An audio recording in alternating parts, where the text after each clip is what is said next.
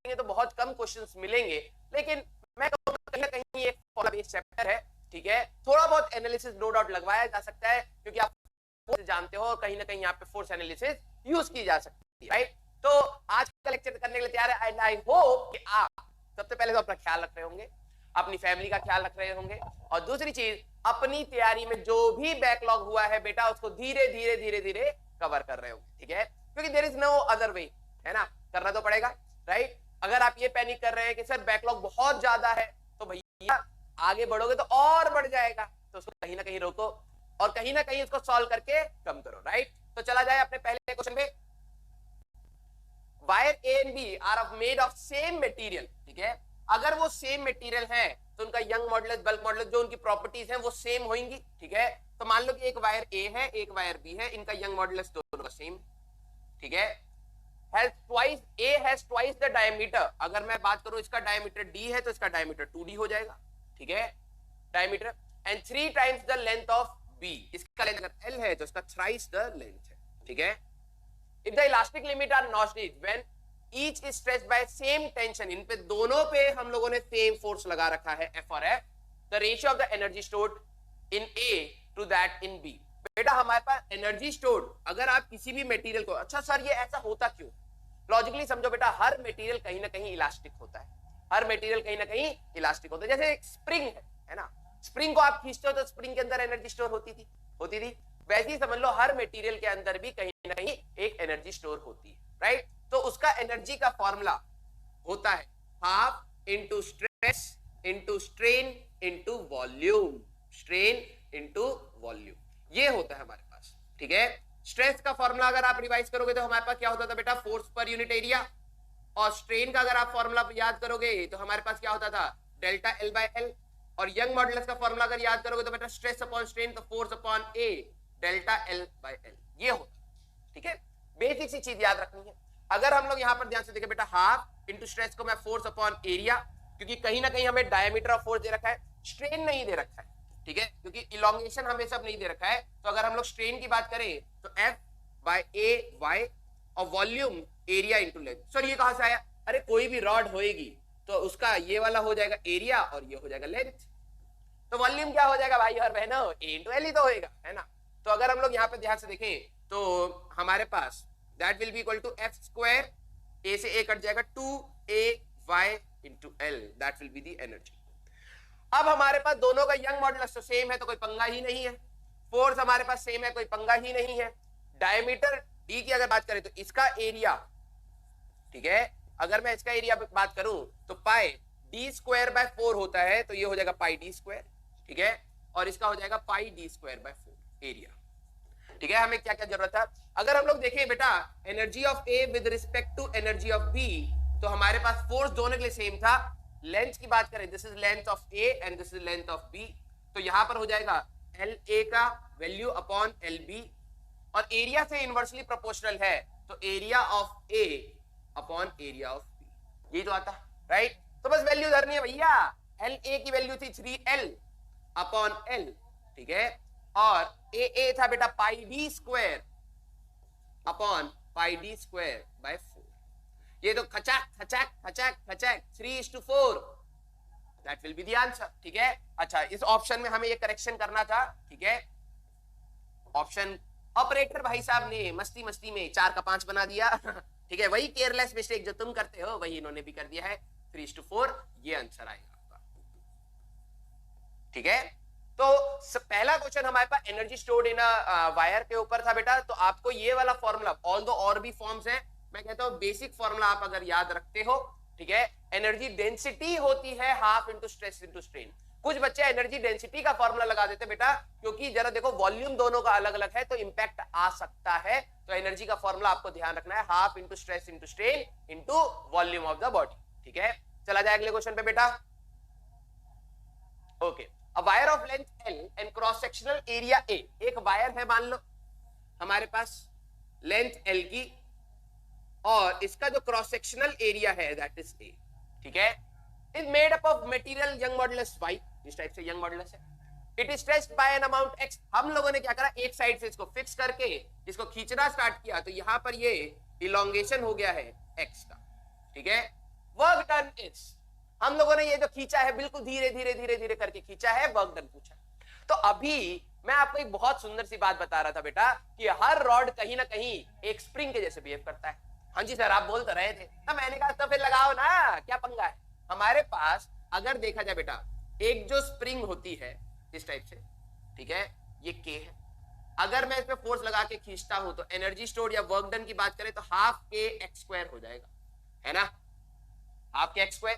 के क्या होता था, स्प्रिंग कांस्टेंट, है ना, स्प्रिंग कांस्टेंट के होता था हमारे पास स्प्रिंग कांस्टेंट। तो कैसे करेंगे जरा देखो, बहुत सुंदर सी चीज है कि किसी भी रॉड का मैं इसको हटा के बेटा एक स्प्रिंग में कन्वर्ट कर सकता हूं, है।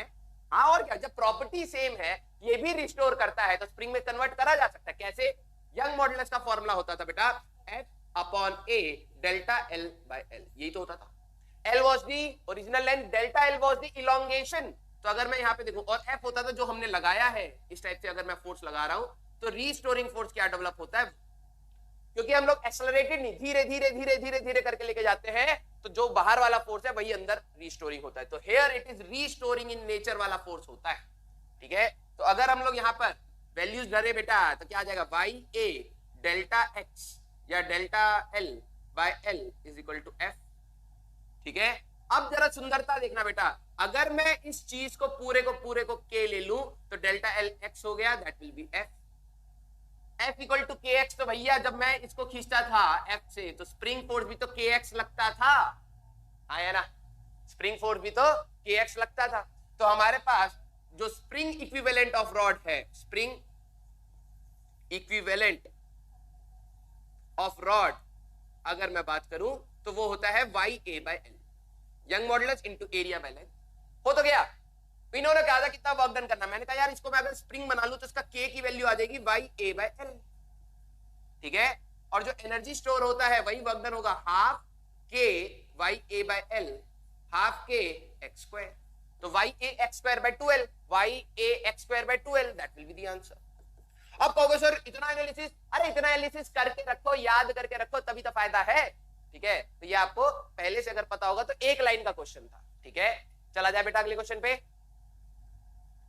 If one end of the wire is fixed and with a rigid support and the other end is stretched by a force of 10 Newton, मतलब हम लोगों ने एक वायर को बेटा रिजिड सपोर्ट से बांध दिया है और यहां पर हम लोगों ने लगा दिया है 10 न्यूटन, ठीक है।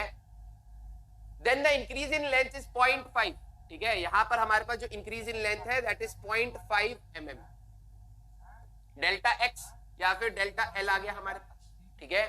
The ratio of the energy of the wire and the work done in displacing through 0.5 mm of the weight by the weight is means, अच्छा इसको हम लोग इस टाइप से बना लेते हैं, वेट कह रहा है ना, मतलब हमारे पास क्या है, इस वायर से ऐसे एक हम लोगों ने ब्लॉक कनेक्ट कर दिया है, ठीक है, जो फोर्स लगा रहा है कहीं ना कहीं 10 न्यूटन का, इस टाइप से, दिस इज 10 न्यूटन, ठीक है। आपको भी पता है यार कि कोई भी बॉडी 100% रिजिड तो होती नहीं, और अगर 100% रिजिड नहीं है तो हम लोग यहाँ पे क्या बात करेंगे, हम कहेंगे यार ये तो इसको खींचेगा, तो यहां से इसका जो इलोंगेशन हुआ है दैट इज 0.5 mm, ये 0.5 mm। तो अगर हम लोग ध्यान से देखें बेटा कि work done by force, work done by force that will be equal to, भैया फोर्स कितना है 10 न्यूटन और डिस्प्लेसमेंट कितना है 0.5, तो फोर्स इंटू डिस्प्लेसमेंट, ठीक है। तो that will be equal to बेटा 10 into 0.5 into 10 raise to power -3, ठीक है। तो 5 into 10 raise to power -3 joules of work done, तो फोर्स ने किया। और उन्होंने क्या पूछा है, the ratio of the energy of the wire, बेटा नो डाउट अब यहां पर क्या है, यंग मॉडुलस नहीं दे रखा अभी तो। सर आपने तो अभी फॉर्मूला बताया था कि हमारे पास energy stored half into stretch into strain, अरे ध्यान से देखो यंग मॉडुलस नहीं दे रखा।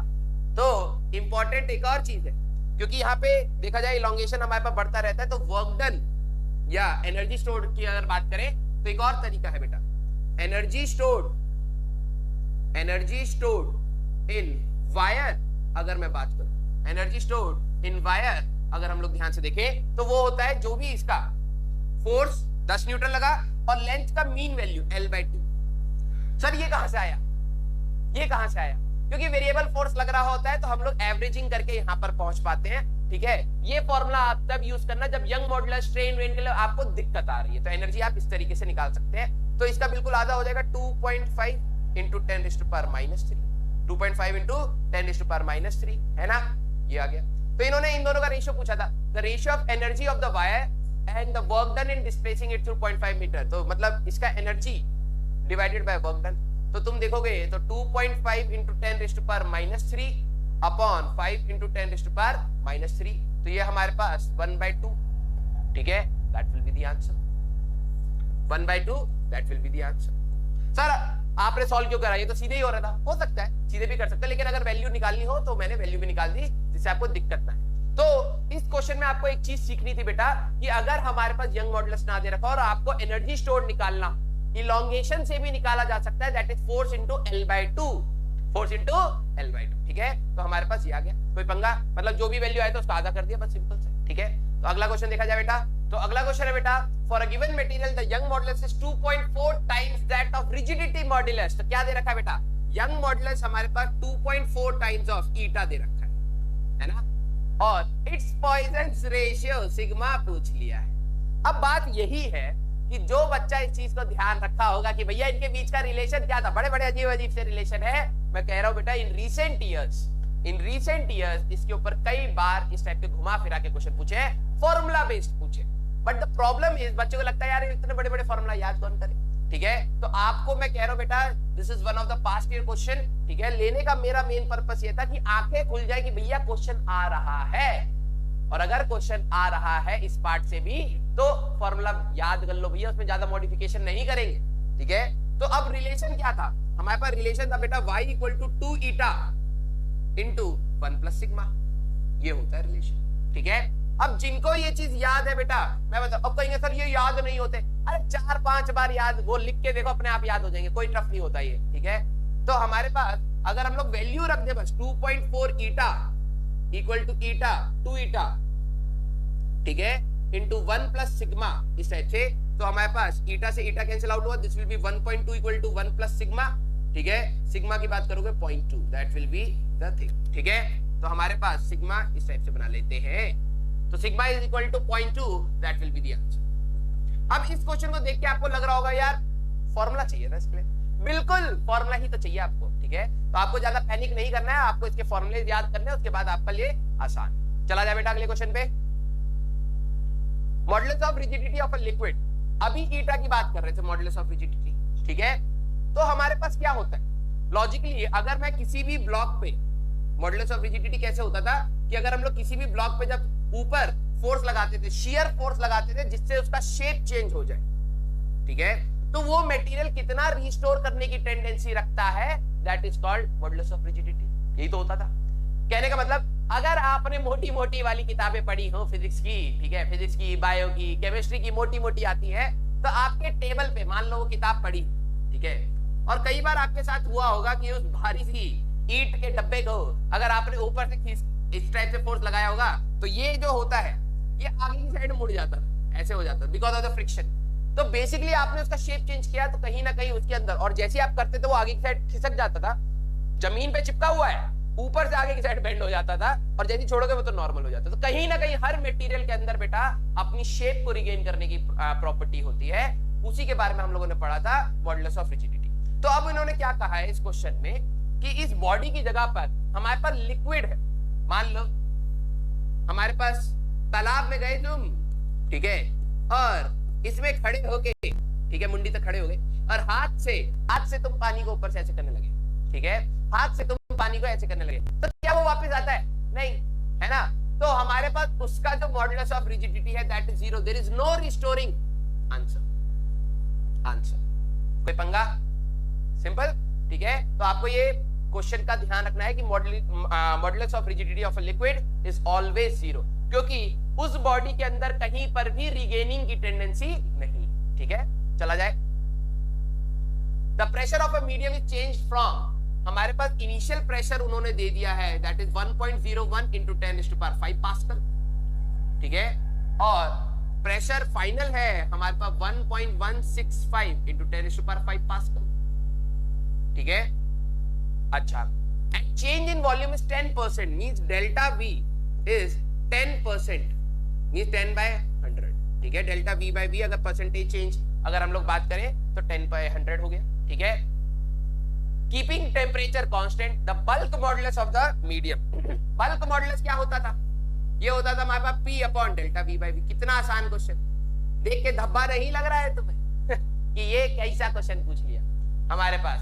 तो भैया जो प्रेशर जो लगा है, मतलब इसके अंदर जब हम लोग लिक्विड के अंदर चेंज इन प्रेशर करेंगे तो वो मटेरियल की वजह से कितना चेंज आ रहा है, फ्रैक्शनल चेंज इन वॉल्यूम, वो था, ठीक है। तो ये तो बहुत आसान है यार, ठीक है।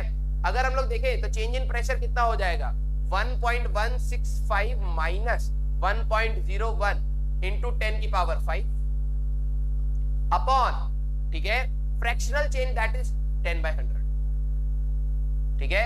ये हमारे पास कट गया, ऊपर चला जाएगा तो ये कितना आ जाएगा बेटा हमारे पास 1.01, तो 5, ठीक है, और 1 0.155 इंटू 10⁵ इंटू 10 आ जाएगा, तो ये हो जाएगा 1.55 इंटू 10⁵, 1.55।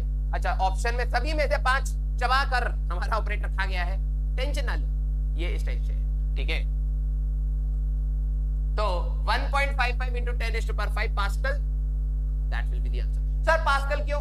बेटा हमारे पास जो भी ये है बल्क मॉडुलस, यंग मॉडुलस या मॉडुलस ऑफ रिजिडिटी, इनका जो भी यूनिट है वो बेसिकली स्ट्रेस का ही होता है। क्योंकि यहाँ पर जब हम लोग फ्रैक्शनल चेंज की बात कर रहे हैं बेटा, तो there is no unit of the fractional change, उनका कोई यूनिट नहीं है, because this is change in volume by volume, change in length by length, इस टाइप से, तो हमारे पास उनका यूनिट नहीं आता, वो सारा का सारा प्रेशर का ही रहता है। चला जाए बेटा अगले क्वेश्चन पे। The pressure applied from all the directions on a cube is P। मान लो कि हमारे पास एक डब्बा है और तुम उस डब्बे के साथ मजे लेना चाहते हो, तो तुम उसको हर डायरेक्शन से जो प्रेशर लगा रहे हो that is P, is pressure applied, that is P, ठीक है। How much its temperature should be raised to maintain the original volume। ये क्या हुआ सर? लॉजिकली सोचो कि जब भी मैं अगर किसी को हीट देता हूं तो वो एक्सपेंड करेगा, ठीक है, पहली बात। और अगर आप किसी बॉडी को बाहर से प्रेशर दोगे तो वो कंप्रेस करेगा। तो लॉजिकली क्या करेगा, आप अगर प्रेशर दे रहे होते तो ये कहीं ना कहीं कंप्रेस करता। मैंने कहा अच्छा, और उन्होंने कहा कि कहीं ना कहीं इसको अगर मैं मान लो साइड बाय साइड गर्म भी करना स्टार्ट करूं तो ये एक्सपैंड करेगा। आपको पता है volume expansion due to heat, volume expansion due to heat, due to heat, उसका फॉर्मूला होता था बेटा V final is equal to V naught into 1 plus gamma delta T। याद आ रहा है थोड़ा बहुत? इतना तो याद होगा, ठीक है। अच्छा, the volume elasticity of the cube is beta and the coefficient of volume expansion is alpha। मतलब यही है हमारे पास वॉल्यूम एक्सपेंशन का कोफिशिएंट ड्यू टू हीट, तो इसी को उन्होंने कहा है कि V final equal to V naught into 1 plus alpha delta T। और जब आप फोर्स से किसी बॉडी को कंप्रेस कर रहे हो तो यहाँ पे बल्क मॉडुलस की बात करें, वो उन्होंने दे रखा है volume elasticity, that is beta bulk modulus, ठीक है, that is pressure upon delta V by V, ठीक है। तो बेसिकली इसकी वजह से जो डेल्टा V आ रहा है, मतलब जब मैं प्रेशर लगाऊंगा तो चेंज इन वॉल्यूम होएगा, वही चेंज इन वॉल्यूम अगर बेसिकली हीट की वजह से एक्सपेंशन का हो गया तो कहीं ना कहीं कंप्रेस नहीं हुआ। तो यहां से डेल्टा V बाय V निकाला जा सकता है। जरा देखो कैसे करेंगे, हमारे पास इसको थोड़ा नीचे करते हैं क्योंकि स्पेस चाहिए ऊपर के लिए भी, तो ब्रैकेट ओपन कर लो बेटा, V final is equal to V naught plus V naught alpha delta T, है ना। तो V final minus V naught upon V naught equal to alpha delta T। तो V final minus V naught change in volume upon original volume equal to alpha delta T। तो this is the fractional change जो heat की वजह से develop हुआ, हाँ या ना, जो हीट की वजह से डेवलप हुआ। यही फ्रैक्शनल चेंज को उठा के अगर हम लोग यहाँ पे रख दें तो bulk modulus that will be P upon delta V by V that will be alpha delta T, ठीक है। तो क्या पूछा था भैया, हम तो ये तो भूल गए, how much it the temperature should be raise means delta T। तो डेल्टा T की अगर आप बात करोगे बेटा यहाँ से तो P upon alpha beta that will be the result, ठीक है, P upon alpha beta that will be the result. I hope आपको ये चीज क्लियर हुई होगी, सिंपल है, ठीक है। चला जाए अगले क्वेश्चन पे। तो अगला क्वेश्चन है बेटा हमारे पास, if a rubber ball is taken at the depth of 200 metres. तो बेसिकली हुआ क्या कि तुम सरफेस से 200 मीटर की डेप्थ पर एक रबर बॉल को लेके चले गए हो, 200 मीटर, छोटा मोटा नहीं, 200 मीटर इन अ पूल, पता नहीं कौन सा पूल है भैया, हमें नहीं पता। It's volume decreases by 0.1% means delta V by V अगर हम लोग देखें तो 0.1/100, ठीक है, ये दे रखा है okay, the density of the water is इतना, ठीक है, हमारे पास रो दे दिया है that is 10⁻³ kg per metre cube, ठीक है, and g is equal to 10 metre per second square, ठीक है। तो वॉल्यूम इलास्टिसिटी मतलब बल्क मॉडुलस आपसे कहीं ना कहीं पूछ लिया है। तो बेसिकली भाई जब इस बॉल को इधर से और इधर तक लेके आओगे तो चेंज इन प्रेशर कितना होगा, चेंज इन प्रेशर, कहीं ना कहीं थोड़ा बहुत फ्लूइड आपको यूज करना पड़ेगा। चेंज इन प्रेशर की बात करें बेटा तो एच रो जी का होगा, एक फ्लूइड में एच डेप्थ में प्रेशर एच रो जी होता था।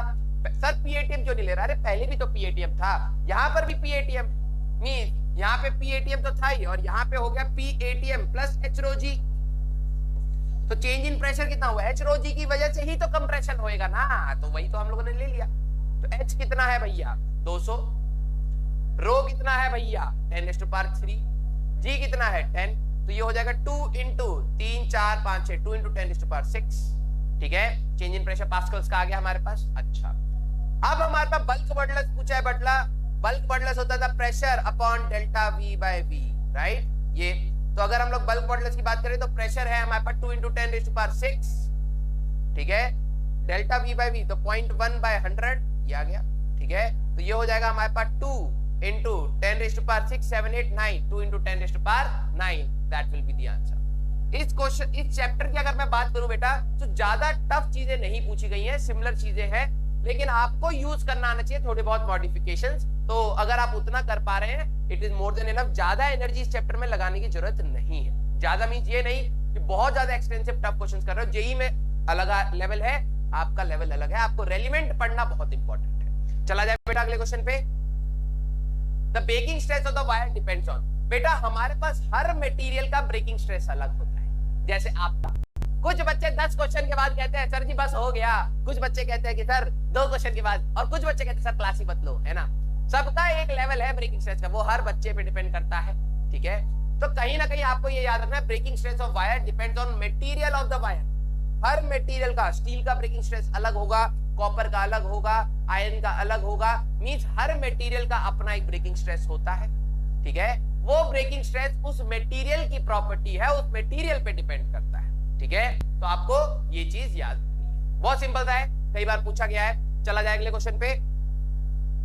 टू ब्रेक अ वायर, अब आगे ब्रेक अ वायर तोड़ना है अब हमें, ठीक है। फोर्स ऑफ 10⁻6, जो हमें फोर्स चाहिए that is 10⁻6 newton per metre square, ये चाहिए, ठीक है, is required. If the density of the material is, rho हमें दे दिया है बेटा 3 इंटू 10⁻3, ठीक है, kg per metre cube, then the length of the wire which will break by its own weight. मतलब जैसे तुम्हारे साथ होता है कि सर आज मैं 100 क्वेश्चन कर दूंगा, आज मैं 200 क्वेश्चन कर दूंगा, सर मैं आज 1 करोड़ क्वेश्चन कर दूंगा, कर लो। फिर क्या होता है कि तुम अपनी ही एक्सपेक्टेशन लेके बैठते हो, क्वेश्चन करने लगते हो, फिर कहीं ना कहीं ब्रेक कर जाते हो, सर मेरे से नहीं हो रहा। वही इस चीज का है कि हम लोगों ने इस रॉड को टांग दिया, ठीक है। तो भैया इसका वजन तो है ना, अगर तुम किसी पोल पे टंग जाओ तो अपने वजन की वजह से तुम्हें खिंचावट होगी, थोड़ी देर के बाद तुम छोड़ दोगे, है ना। तो वही सेम चीज है। तो उन्होंने कहा कि भाई इसका लेंथ हमारे पास क्या होना चाहिए so that it breaks down. तो भाई इसका जो वेट होगा, अगर बात करें, मान लो इसका एरिया ए है, ठीक है, तो जो इसका वेट होगा वो mg होगा, और अगर मैं डेंसिटी की टर्म में बात करूं तो रो वी जी होगा। तो इस वेट की वजह से जो स्ट्रेस डेवलप होगा, स्ट्रेस इज नथिंग बट यहाँ पे force upon area, force upon area. तो बेसिकली अगर हम लोग बात करें तो रो वी जी अपॉन, अगर हम लोग बात करें area, that will B A. Volume को कहीं ना कहीं, वॉल्यूम को मैं a इंटू एल ले सकता हूं, है ना। तो रो ए एल जी अपॉन ए, ये आ गया। तो rho L G is the stress जो वो झेल सकता है, and that is equal to 10⁻6। हमें चाहिए था ये कितनी लेंथ का हो, तो L will be equal to 10⁻6 upon G into rho कितना दे रखा था भैया, जो तुम रोते रहते हो, 3 इंटू 10⁻3, ठीक है। तो ये हो जाएगा 10⁻6 अपॉन 3 इंटू 10⁻4, ठीक है। तो हमारे पास ये 3.33 उस टाइप से आएगा, तो हमारे पास ये एक्यूरेट रहेगा, ठीक है। This will be the answer, ठीक है। सॉल्व कर लोगे तो दिस विल बी अराउंड 33 उसके आसपास, नियर अबाउट वही आ रहा है, ठीक है। तो ये आंसर आ गया, क्या पंगा है इसमें, ठीक है। अच्छा, अगर हम लोग अब बात करते हैं अगले क्वेश्चन पे, right, stress versus strain graph कई बार पूछा है, ब्रास, स्टील एंड रबर कई बार। अच्छा, अगर मैं पूछूं बेटा कि रबर ज्यादा इलास्टिक है, रबर ज्यादा इलास्टिक है या स्टील, बहुत तंग करता है बच्चे को यही पूछ के, क्या होता है? नॉर्मली ये क्वेश्चन इसलिए पूछा जाता है क्योंकि आपके दिमाग में इलास्टिसिटी बचपन से भर दी गई है। इलास्टिसिटी वो होता है जो आसानी से बेंड हो जाए, है ना? अरे कितना इलास्टिक है, मुड़ गया यार, है ना? ये कितना रिजिड है, मुड़ नहीं रहा।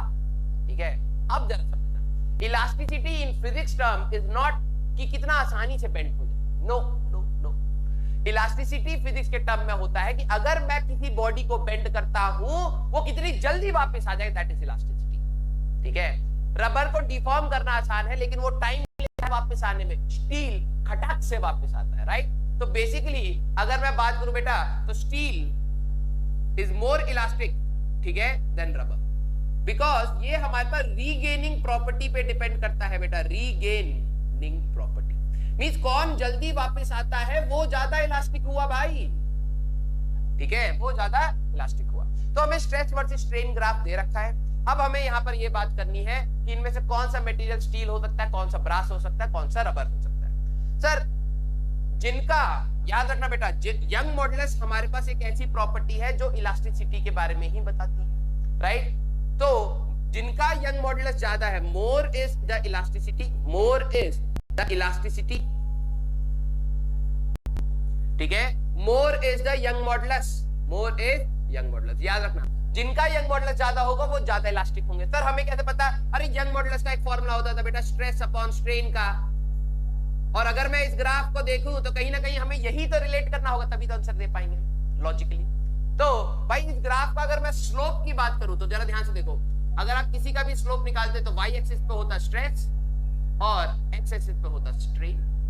तो बेसिकली स्लोप ऑफ इस ग्राफ में, slope of stress versus strain, stress versus strain, that is our Young modulus.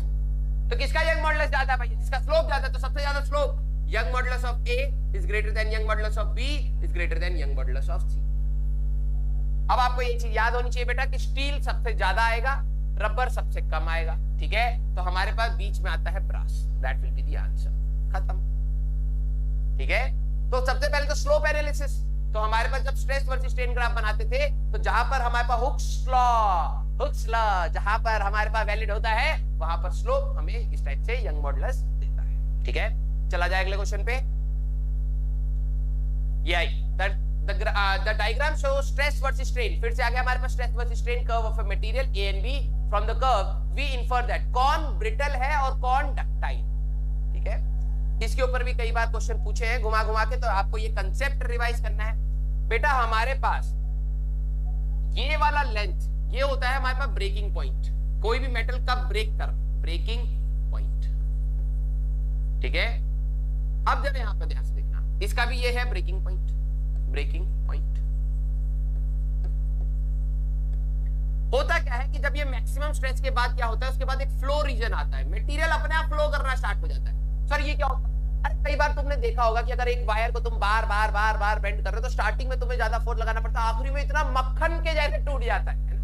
वो होता है फ्लो लिमिट। मींस तुम मैक्सिमम स्ट्रेस के बियॉन्ड जा चुके हो, मटेरियल उससे ज्यादा नहीं झेल पा रहा है, स्ट्रेस की जरूरत नहीं है, वो अपने आप देखो स्ट्रेस हमारे पास कम भी रहेगा तब भी खींचा जा रहा है, that is called flow region. और वो कब जाके टूटता है, that is called breaking point. Ductile material क्या होते थे? जो खींच सकते हैं, मींस बहुत स्प्रेड आउट हो सकते हैं शीट्स में, राइट? और ब्रिटल क्या होते हैं? जैसे कांच, हल्का सा भी फोर्स लगा टैक टूट जाए, राइट? तो अब आपको ये चीज समझ आ रही होगी, जिसका ये वाला लेंथ आपको ज्यादा मिलेगा, more is the flow region, more is the flow region, तो वो खिंचता चला जाएगा यार। तो ये हमारे पास ऐसे मटेरियल होते हैं डक्टाइल। ठीक है, और अगर ये smaller is the flow region, अगर मटेरियल फ्लो नहीं कर रहा है तो क्या होगा? ब्रिटल। ठीक है, तो इस टाइप से आप एक ग्राफ में ब्रिटल और डक्टाइल नेचर डिटेक्ट कर सकते हैं। तो अगर हम लोग ध्यान से देखें तो ए वाला हमारे पास डक्टाइल है, A is ductile and B is brittle, that will be the answer. Simple, छोटी छोटी चीजें याद रखनी है। ठीक है, चला जाए बेटा अगले क्वेश्चन पे। Right, if the ratio of diameter length and Young modulus of the steel and copper, कौन है स्टील, ऊपर वाला स्टील है, नीचे वाला copper, in the figures are PQR PQS, तो एक है हमारे पास P, एक है हमारे पास Q, एक है हमारे पास S। P क्या है भैया, the ratio of the diameters, तो मान लो इसका डायमीटर S और C ले लेंगे, ठीक है। If the ratio of the diameters, तो diameters of steel upon diameter of copper. Q क्या दे रखा है भाई, length of steel upon length of copper, ठीक है।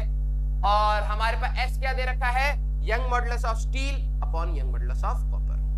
ध्यान रखना रेशियो वाले में उल्टा हो जाता है तो कई बार आंसर गड़बड़ हो जाती है, ठीक है। और steel and copper are respectively, then corresponding ratio of the increase in length. तो भाई हमें पता है फोर्स इक्वल टू या फिर Young modulus equal to force upon area delta L by L, यही तो होता था, राइट। अगर हम लोग डेल्टा L की बात करें तो बेटा मैं लिख सकता हूं F अपॉन YA, ठीक है, इंटू L। इन्होंने क्या पूछा था, corresponding ratio of the increase in length. हमें डेल्टा L, इसके अंदर इलोंगेशन डेल्टा L स्टील और डेल्टा L कॉपर का रेशियो चाहिए, ठीक है।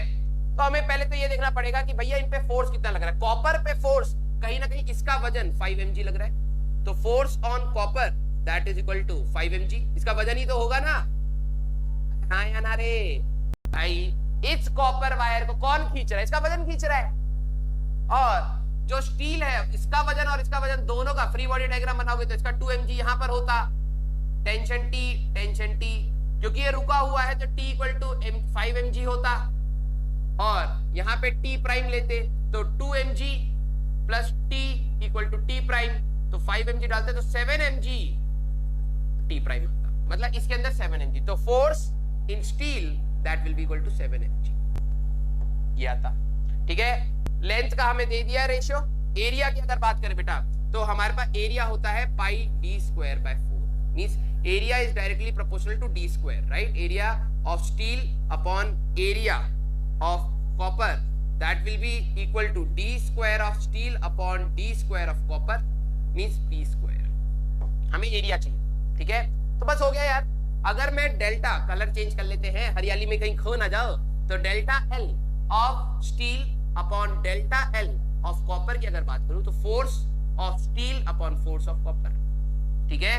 Length of steel by length of copper, यहाँ पे Young modulus of steel by Young modulus of copper, area of steel by area of copper. Ratio का ध्यान रखना है। तो Fs बाय Fc अगर हम लोग देखें Fs, ठीक है, हमें स्टील का चाहिए था ना, स्टील में साथ ही, हाँ, तो Fs बाय Fc अगर देखें तो 7 बाय 5, ठीक है। Ls by Lc, Ls by Lc that is Q, ठीक है। Yc by Ys that is 1 by S, ठीक है। और AC by AS that will be हमारे पास AC by AS that will be 1 by P square। तो ये कितना आ जाएगा बेटा हमारे पास 7Q upon 5S P square, 7Q upon 5S P square that will be the answer। Question tough नहीं है, question में पंगा ये है कि इन्होंने इतने सारे रेशियो दे दिए हैं, जनरली बच्चों का रेशियो इधर उधर होते ही क्वेश्चन हाथ से चला जाएगा। तो बेसिकली आपके पास कम टाइम में ये चेक कर रहा है कि आपकी एक्यूरेसी कितनी है, कि कम टाइम में आप स्टैंडर्ड बेसिक क्वेश्चन को गलती के साथ करते हो या फिर नॉर्मल अपने पेशेंस के साथ कर पाते हो। तो कई बार क्या होता है कि हम लोगों को लगता है टाइम जाएगा, लेकिन मैं कहता हूं यार 1 मिनट दे के अपना एक नेगेटिव बचा लो, ठीक है, तब भी बेटर। चला जाए अगले क्वेश्चन पे। A copper of fixed volume V is drawn into wire of length L, मतलब हमारे पास एक कॉपर है और वॉल्यूम V, इसको हम लोगों ने L लेंथ का वायर बना दिया है, ठीक है। अच्छा, तो इसका डेफिनेटली कुछ एरिया ऑफ क्रॉस सेक्शन भी हुआ होगा, ठीक है। दिस इज वॉल्यूम V, तो अगर मैं वॉल्यूम V की बात करूं that will be A into L, right. When this wire is subjected to a constant force, अगर हम लोगों ने यहाँ पे कांस्टेंट फोर्स लगा रखा है, the extension produced in the wire is delta L, तो इसके अंदर कुछ खिंचावट आ गई है, दैट इज डेल्टा L। हमें क्या बताना है, which of the following graphs is the straight line. तो जरा यहाँ पर ध्यान से देखो, यंग मॉडुलस का जो फॉर्मूला होता है F upon A delta L by L। हमें डेल्टा L वर्सेस L के बीच का रिलेशन देखना है, कौन सा स्ट्रेट लाइन का बनेगा, ठीक है। तो जरा यहाँ पे ध्यान से देखो, L और डेल्टा L, तो डेल्टा L को इधर ले आओ, that will B force upon YA into L, है ना। अगर मैं यहाँ पर ध्यान से देखूं मैं डेल्टा एल, क्योंकि एरिया हमारे पास, जब आप इसको खींचोगे, when length is increased, when L is increased, तो आपको भी पता है, अबे क्या लिख रहा हूं स्पेलिंग, इंक्रीज्ड, तो हमारे पास एरिया कम होगा। आप किसी भी वायर को खींचोगे उसका लेंथ बढ़ेगा, क्योंकि वॉल्यूम कांस्टेंट है बेटा, तो एरिया कम होगा। तो कहीं ना कहीं मैं एक कांस्टेंट फोर्स हम लोगों ने कांस्टेंट लगा रखा है। यंग मॉडुलस मटेरियल का खींचने पे ऐसा नहीं है कि आपने कॉपर की वायर खींची और स्टील की निकल गई, ऐसा थोड़ा होगा, राइट। तो young modulus is going to be same. Area और लेंथ चेंज होता तो मैं एल से मल्टीप्लाई डिवाइड कर लूं, तो यहां पर आ जाता है एफ एल स्क्वायर अपॉन ए या फिर वाई इंटू वॉल्यूम। अब देखो जरा कि हम लोग बात करें delta L is directly proportional to Y square, तो delta L is equal to कोई कांस्टेंट मल्टीप्लाई कर लो एम वाई स्क्वायर, या ओ हो delta L is directly proportional to L square, ठीक है। अगर मैं कांस्टेंट मल्टीप्लाई कर बेटा कांस्टेंट इनटू एल स्क्वायर इस टाइप से, ठीक है। डेल्टा एल और एल का ग्राफ एक पैराबोलिक है, ध्यान से सुनो, y equal to x square, वैसे ही डेल्टा एल और एल का ग्राफ एक पैराबोलिक है, ये पैराबोलिक कर्व, ठीक है। लेकिन अगर मैं एल स्क्वायर को तब स्ट्रेट लाइन आएगा, मतलब यही हमारे पूरा एक्स मतलब ऐसा ग्राफ कि डेल्टा एल और एल स्क्वायर का ग्राफ प्रूव करोगे तो एक स्ट्रेट लाइन आएगा, तो this will be the answer. अब आपको यहां पर क्या चीज पूछी गई कि आपकी ग्राफ एनालिसिस अच्छी है या नहीं, और कुछ नहीं। क्या था क्वेश्चन में, ये पास्ट ईयर का क्वेश्चन है, क्या है इस क्वेश्चन में, कुछ भी नहीं है, ठीक है। तो आपको ओवरऑल ये चीज एनालाइज करनी है कि ग्राफ किस टाइप से हमारे पास प्लॉटिंग रहेगी। कुछ बच्चे कहेंगे कि यार पावर 2 हो गया, देखो उन्होंने चालाकी क्या करी, पावर 2 है, ठीक है, और आपको लगा यार ये तो पैराबोला होगा, है ना, तो आप गड़बड़ी यहाँ पे कर सकते हो। तो याद रखना कि delta L versus L square का ग्राफ है, यहाँ पे एल स्क्वायर का ग्राफ है, इस पूरे को ही एक्स ले लिया है, तो y इक्वल टू mx हमारे पास, ठीक है। चला जाए बेटा अगले क्वेश्चन पे। The young modulus of steel is twice that of brass, तो young modulus of steel is twice of that of brass, ठीक है, दे दिया। Two wires of the same length and same area of cross section, मतलब length of steel is equal to length of brass and area of steel is equal to area of brass। अब क्या चाहिए, one of steel and another of brass are suspended from the same roof, छत से ले जाके इनको टांग दिया है, ठीक है, अच्छा, okay. If we want the lower ends of the wire to be at the same level, means पहले लेंथ सेम था और कह रहे कि आखिरी में खींचने के बाद इनका delta L must be same, यही तो कह रहा है ना।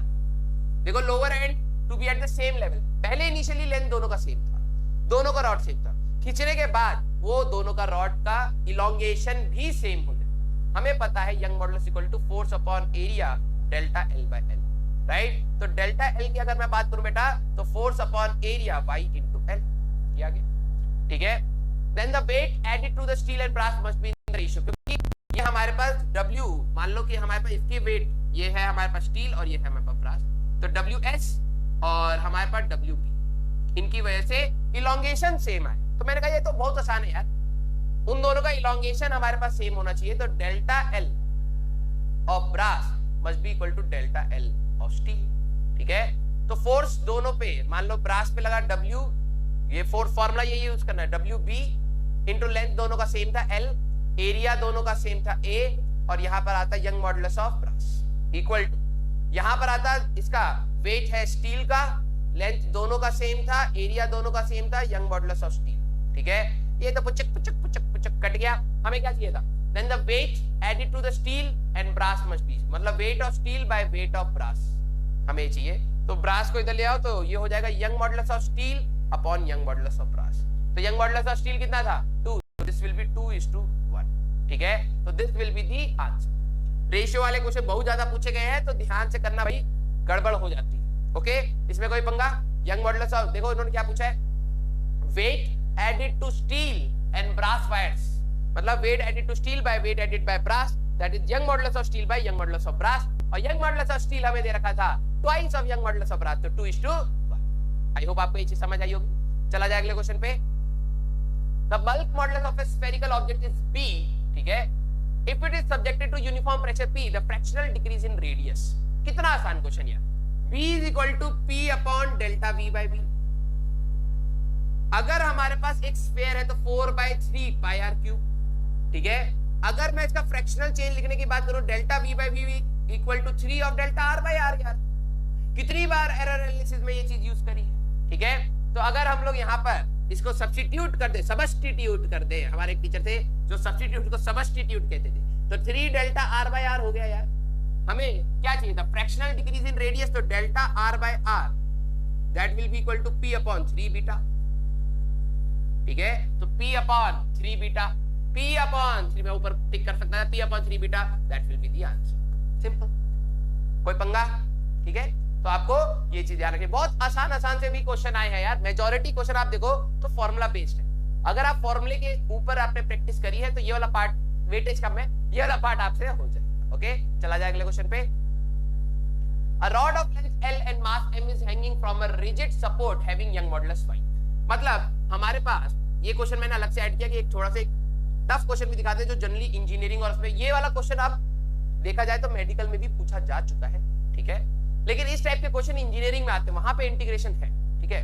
A rod of length L, एक रॉड है जिसका लेंथ L है, इसका मास M है, is hanging from a rigid support having young modulus y। मतलब इसका young modulus हमें y दे दिया है। Find the total elongation in rod due to its own weight, due to its own weight। Sir अभी तो आप कितनी बार बता रहे थे कि यंग मॉडुलस का formula force upon area delta L by L है। मैंने कहा बहुत सही। तो sir delta L is equal to force upon area Y into L कर दो। वेट उसका mg या फिर जो भी आएगा वो कर लेंगे, मास m दे रखा है mg। दोनों में डिफरेंस बेटा ये पता है, जब आप कहोगे कि mg कर लो सर, लेंथ l है a y है, तो ये आंसर क्यों नहीं है। रीजन आपको ये भी पता होना चाहिए कि ऐसा क्यों नहीं है। लॉजिकली ये पता है क्या कह रहे हो तुम, कि एक रॉड है जो खुद मासलेस है और आपने m मास का यहाँ पे लगा, ये इसके लिए मींस रॉड का अपना इलोंगेशन खुद के वजन से नहीं, एक एक्सटर्नल फोर्स की वजह से जो mg का है उसकी वजह से इलोंगेशन निकल गया। तो जिन बच्चों को ये एनालिसिस पहले दिमाग में आती है और कई बार डाउट होता है सर आप अभी तक तो वैसे जा रहे थे, क्योंकि आप अगर ध्यान से देखो तो जितने भी पीछे हमने क्वेश्चन किए हैं बेटा, जो एक्सटर्नल फोर्स था वो हमारे पास यहाँ पे लगा रहे थे। ये क्वेश्चन अलग है भाई। ये क्वेश्चन क्या कह रहा है कि भाई कि इसके खुद की वजन से, लॉजिकली समझना भाई, ये वाला जो पॉइंट है इसके नीचे कुछ है क्या जो उसको खींच रहा होगा, नहीं है ना। हमारे पास जैसे जैसे आप पॉइंट इसकी बात करोगे तो इसमें कहीं ना कहीं इससे नीचे वाले सारे पार्टिकल्स उसको खींच रहे होंगे। इस वाले पॉइंट पर इसके सभी का वजन इस पे आ रहा होगा तो सबसे ज्यादा इलोंगेशन इसका होगा। तो कहीं ना कहीं as we move up, ठीक है, the elongation in parts is more, बढ़ता जा रहा है, is more और increasing, समझ गए इस टाइप से। ओके, तो सर कैसे करें। तो यार आपको खुद मैं बोल रहा हूं कि भाई ये कहीं ना कहीं वेरी कर रहा है, तब तो और आसान है इंटीग्रेशन। आसान है सर, क्या बोल रहा है, अरे बहुत आसान है। देखो मैंने क्या कहा कि इस रॉड का यहाँ पे हमारे पास एक रॉड हमें बनानी है, ठीक है। मैं यहां से x डिस्टेंस पे एक dx थिकनेस का इस टाइप से स्ट्रिप लेता हूं, ठीक है। This is dx। पहले तो इसका मास बताना है हमें, ठीक है, या फिर जरा देखो dx थिकनेस का लिया तो भाई इसकी पे इलोंगेशन किसकी वजह से होगा, ऊपर वाले की वजह से होगा या नीचे वाले की वजह से होगा। सोचो इसमें इलोंगेशन किसकी वजह से होगा, नीचे वाले की वजह से होगा, इतने वाले की वजह से। और अगर मैं इसका मास की बात करूं बेटा तो that will be equal to m by l into x। तो dx क्यों नहीं, अरे इसका मास नहीं, हम लोग इसका मास की बात कर रहे हैं, ठीक है।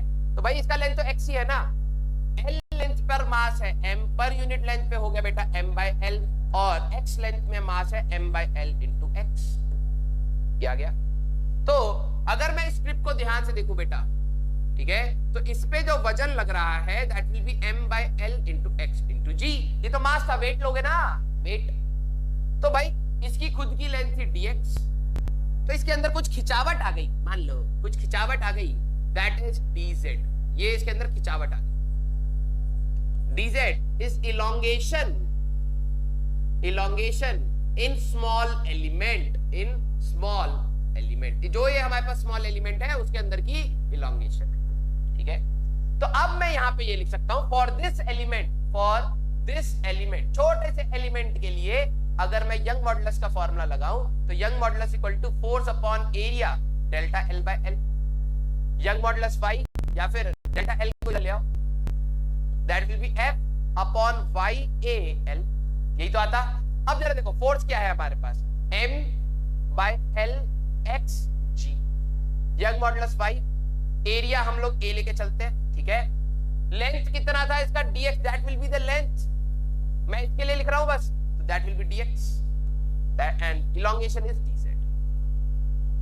ये आया रिलेशन, मींस अगर मेरे को टोटल इलोंगेशन चाहिए, टोटल इलोंगेशन अगर मेरे को पूरा चाहिए तो बेसिकली इंटीग्रेशन ऑफ dz चाहिए, क्योंकि इसके अंदर जो छोटा सा इलोंगेशन हुआ है वो तो dz है, तो इंटीग्रेट करना था।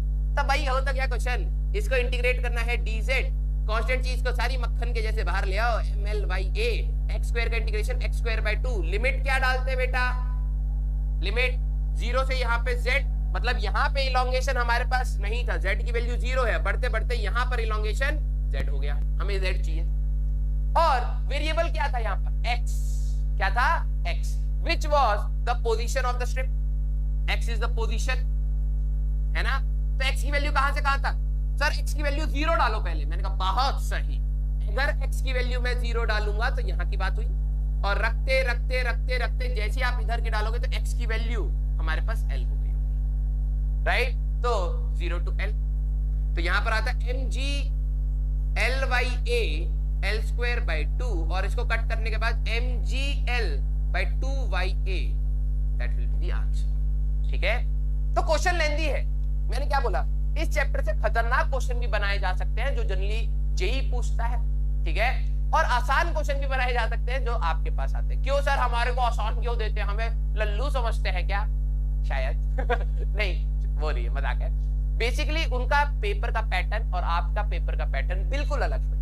You have to attempt 45 questions in 1 hour and they have to attempt 25 questions in 1 hour, ठीक है। तो वहां पे थोड़ी बहुत टफनेस बढ़ाई जाती है, और यहाँ पर आपका जो गेम है that is not of higher knowledge, that is of basic knowledge, ठीक है। कुछ अच्छे क्वेश्चन अच्छे बच्चों के लिए भी है, नो डाउट, ऐसा नहीं है कि नीट के सारे क्वेश्चन हलवा होते हैं, ऐसा मैं नहीं कह रहा। मैं ये कह रहा हूँ कि आपके क्वेश्चंस नॉलेज चेक करते हैं, स्पीड चेक करते हैं, एक्यूरेसी चेक करते हैं, और बेसिक अंडरस्टैंडिंग चेक करते हैं। वहां पर स्पीड नहीं चेक करी जाती, ठीक है। They have 1 hour for 25 questions, ठीक है। उसमें तो 3-4 बच्चा क्वेश्चन छोड़ता है, तो हर क्वेश्चन पे 3 मिनट है, ठीक है, अप्रोक्सीमेटली 3 मिनट, 4-5 क्वेश्चन बच्चा छोड़ ही देता है, 20 क्वेश्चन करने हैं 60 मिनट में, ठीक है। तो उनके पास ज्यादा टाइम है, तो वो कहीं ना कहीं उनको इंटीग्रेशन से और इन सब चीजों से फंसाते हैं। आपका जल्दी नहीं आता, लेकिन मैं ये नहीं कह रहा बिल्कुल नहीं आता, ठीक है, आने के चांसेस है। इस पार्ट से अगर तुम पास्ट ईयर देखोगे तो बेटा नंबर ऑफ वेटेज भी बहुत कम है, फॉर्मूला बेस है। जो क्वेश्चन आए हमने देखे पिछले वाले लल्लू पंजू से क्वेश्चन, इसी टाइप के आपको पैटर्न में मिलेंगे। अगर आपके फॉर्मूला एनालिसिस अच्छा है, थोड़ा बहुत आपने चीजों को समझ लिया है, तो डेफिनेटली आपके क्वेश्चन बनने स्टार्ट हो जाएंगे, राइट। तो मैं उम्मीद करता हूं बेटा आप पढ़ रहे होंगे, पैनिक नहीं करेंगे, ठीक है। और कईयों के घर पे आई नो सिचुएशन खराब हो सकती है, ठीक है, आई नो, ठीक है, कि भाई पैंडेमिक है तो कईयों के पेरेंट्स, ब्रदर या वो खुद बीमार होंगे, पढ़ाई पे इम्पैक्ट आ रहा होगा। मैं यहाँ पे ये बोलूंगा बेटा, this is the time where you have to struggle and shine, definitely। अगर आप यहाँ पर मेहनत करेंगे, ठीक है, तो आई विल से कि इसका रिजल्ट आपको कभी ना कभी मिलेगा, ऊपर वाला जरूर देता है, ठीक है। ऐसा नहीं है कि आप जिंदगी भर मेहनत करोगे और आपका रिजल्ट नहीं आएगा, ऐसा नहीं है, ठीक है। हो सकता है कि आप जो सोच रहे हो उसमें रिजल्ट ना आए, लेकिन ऊपर वाला आपके लिए कुछ अच्छी चीजें रखता है, ठीक है। Everything happens for a reason and this too shall pass, ये आप लाइन हमेशा दिमाग में रखें। हर चीज किसी ना किसी एक मकसद या रीजन की वजह से हो रहा है, और जो भी है सब बीत जाएगा, जो भी है सब बीत जाएगा। अगर आज आपका बहुत बुरा दिन चल रहा है, ठीक है, तो आई विल से आप हिम्मत ना मतलब टूटने दें अपनी, आगे बढ़ते रहिए। और ये 10 साल के बाद हो सकता है आज आप भूल जाए कि ये भी था क्या, ठीक है। और अगर आज आप बहुत खुश हो रहे हैं कि सब कुछ अच्छा है, पेपर अच्छा हो रहा है, हो सकता है कल कुछ मिस हैपनिंग हो जाए और चीजें खराब हो जाए, राइट। तो इस चीज पे घमंड नहीं, आपका सारा घमंड आपकी मेहनत पे होना चाहिए कि हाँ मैं मेहनत करूंगा, ये घमंड होना चाहिए। मैं मेहनत करूंगा, मैं आगे बढ़ता रहूंगा, आगे जो लाइफ मेरे पे प्रॉब्लम फेंकेगी मैं उसको डील करूंगा, चाहे जैसे भी। तो हम लोग मिलेंगे बेटा नेक्स्ट लेक्चर में। टिल देन प्लीज अपना ख्याल रखें, अपनी फैमिली वाले को ख्याल रखें, और पढ़ते रहिए, चुपचाप पढ़ते रहिए। मैं बता रहा हूँ 10 दिन 20 दिन 30 दिन के बाद आप इस मेहनत को रिग्रेट नहीं करेंगे, आप इस मेहनत को रिग्रेट नहीं करेंगे। आपको लगेगा चलो ठीक है, खड़े रह के हथियार डालने से तो बेटर है कि कुछ तो किया। अगर आज छोड़ देते हैं तो 10 दिन बाद तुम्हारा और पाइल अप हो जाएगा। तुम्हें लग रहा सर दिमाग भर चुका है अब नहीं हो रहा, तब भी करो। ये लास्ट मोमेंट है यार, लास्ट मोमेंट पे गिव अप कर कौन करेगा, ठीक है। लास्ट मोमेंट पे कोई गिव अप नहीं होता। करो, मेरे को पता है स्ट्रेसफुल है सर, नहीं हो रहा, दिमाग भर चुका है, मेरे को कंफ्यूजन हो रही है, बैकलॉग हो गया है, डाउट्स हो रहे हैं, मैं मानता हूँ सबके साथ है ये चीज, हमारे साथ भी हुआ है। ऐसा नहीं है कि हम एग्जाम से पहले बिल्कुल फुली फिनिश्ड हो चुके थे कि भाई अब तो करवा लो टेस्ट, आज परसों क्यों ले रहे हो टेस्ट, आज ही लो, आज ही हम आईआईटी निकालेंगे। नहीं, ऐसा नहीं था, हम भी पैनिक कर रहे थे, बट वो चीज के लिए हम लोग किसी को तंग नहीं करते थे कि यार पैनिक हो रहा है, वो हमें अंदर से हो रहा होता था। हर स्टूडेंट की ये नेचुरल फीलिंग है, लेकिन एक टॉपर पैनिक में भी पढ़ रहा होता है, ठीक है। एक अच्छी रैंक होल्डर पैनिक में भी पढ़ रहा होता है, उसको इन सब चीजों से इंपैक्ट नहीं होता, वो पैनिक करेगा लेकिन अपने शेड्यूल को फॉलो करेगा। और जो बेकार बच्चा है इधर उधर पैनिक करके यार मेरे से नहीं हो रहा, फिर वो या तो गाने सुनेगा, लूप होल्स बनाएगा अपनी सक्सेस को फेलियर पे कन्वर्ट करने के लिए। तो प्लीज वो चीज मत करिए, ठीक है, अपनी पढ़ाई करिए। टाटा बाय बाय, अपना ख्याल रखिए।